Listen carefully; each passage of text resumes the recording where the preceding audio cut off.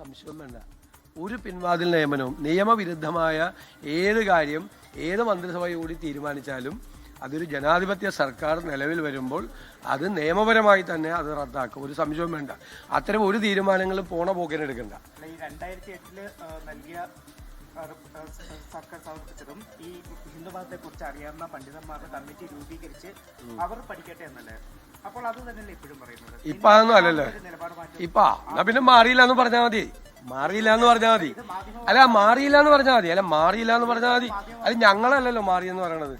ഞങ്ങളല്ലല്ലോ. Affidavit സർക്കാർ കോടതി കൊടുത്തിരിക്കുന്ന അഫിഡവിറ്റ് ഞങ്ങൾ മാറ്റുന്നില്ല. ഞങ്ങൾക്ക് അതേ നിലപാട് തന്നെയാണ് എന്ന് പറഞ്ഞാൽ മതി. ഒരു കുഴപ്പമില്ല. അല്ലല്ല ഒരു പഠിക്കണമെന്നും അല്ല പറഞ്ഞത്. പിന്നെ എന്തിനാണ് നവോത്ഥാന സമിതി ഉണ്ടാക്കിയത്? പിന്നെ എന്തിനാണ് കേരളത്തിൽ വൻമതിലുണ്ടാക്കിയത്? നവോത്ഥാനത്തിന് വേണ്ടി. പിന്നെ എന്തിനാണ് ഞങ്ങളെ പിന്തിരിപ്പന്മാരെന്ന് വിളിച്ചത്? അപ്പം മാറ്റിയില്ലെങ്കിൽ മാറ്റിയില്ല എന്ന് പറഞ്ഞാൽ മതി. സന്തോഷത്തോടുകൂടി പറഞ്ഞാൽ മതി. അത് ഒരു നിലപാടാണല്ലോ. മാറ്റില്ല, അതൊരു നിലപാടാണ്. അതിനുള്ള ധൈര്യമില്ലല്ലോ. അതിനുള്ള ധൈര്യമില്ല.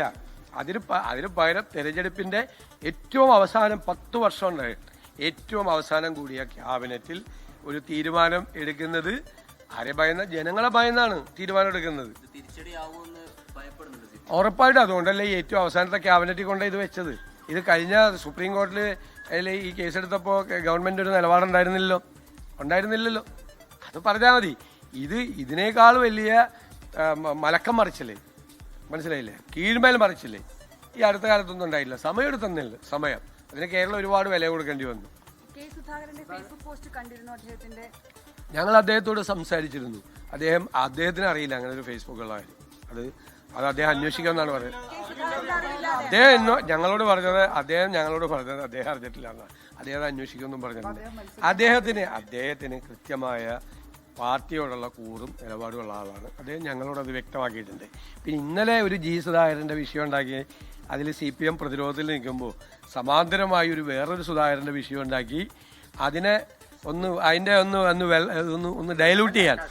അല്ല ഞാൻ പറയല്ലേ, ഞാനല്ല സംസാരിക്കുന്നത്, അങ്ങനെയല്ലല്ലോ. നിങ്ങളതിൽ വെള്ളം ചേർക്കാൻ വേണ്ടിയിട്ട് നിങ്ങളതിനെ ശ്രമിക്കണ്ട.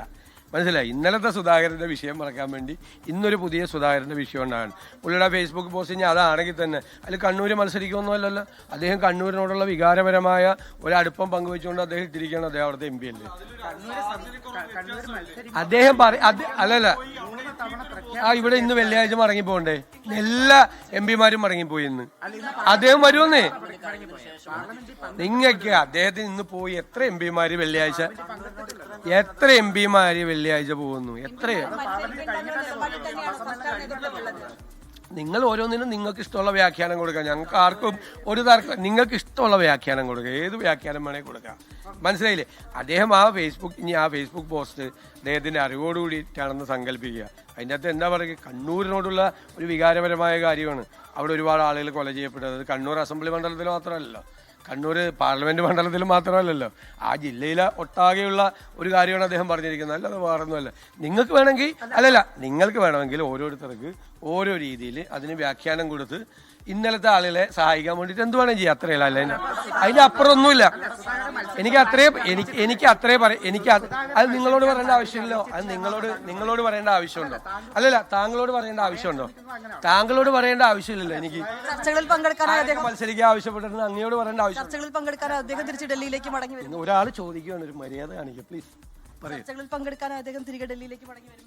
അദ്ദേഹം ചർച്ചകളിലല്ല. അദ്ദേഹത്തിന് പറയാനുള്ള എല്ലാ കാര്യവും അദ്ദേഹം നേതൃത്വത്തോട് പറഞ്ഞിട്ടുണ്ട്. ലീഡർഷിപ്പിനോട് അദ്ദേഹം പറഞ്ഞിട്ടുണ്ട്. അദ്ദേഹത്തിന് എന്തെങ്കിലും പറയുകയാണെങ്കിൽ അദ്ദേഹത്തിന് എപ്പോഴും ഡൽഹിയിൽ വരെ അദ്ദേഹം MP അല്ലേ. അതൊന്നും നിങ്ങളോട് നമുക്ക് പങ്കുവയ്ക്കാൻ പറ്റില്ലല്ലോ. ഒരുപാട് പേര് മത്സരിക്കാൻ ആഗ്രഹം പങ്കുവച്ചിട്ടുണ്ട്. ചിലർ വേണ്ടെന്ന് പറയുന്നുണ്ട്. അതൊന്നും നിങ്ങളോട് നമുക്ക് പങ്കുവയ്ക്കാൻ പറ്റില്ലല്ലോ. അതിൻ്റെ അകത്തൊരു അനൗചിത്യമില്ല. ഓരോ വ്യക്തികൾ വന്ന് ഞങ്ങളോട്, കോൺഗ്രസ് നേതാക്കന്മാരോട് വ്യക്തിപരമായി പറഞ്ഞിരിക്കുന്ന കാര്യം നിങ്ങളോട് പങ്കുവയ്ക്കാൻ നമുക്ക് ബുദ്ധിമുട്ടുണ്ട്. ചെയ്യാൻ പാടില്ല. അതിലൊരു ഇംപ്രോപ്രൈറ്റി ഉണ്ട്, അനൗചിത്യമുണ്ട്. അത് ചെയ്യാൻ പാടില്ല.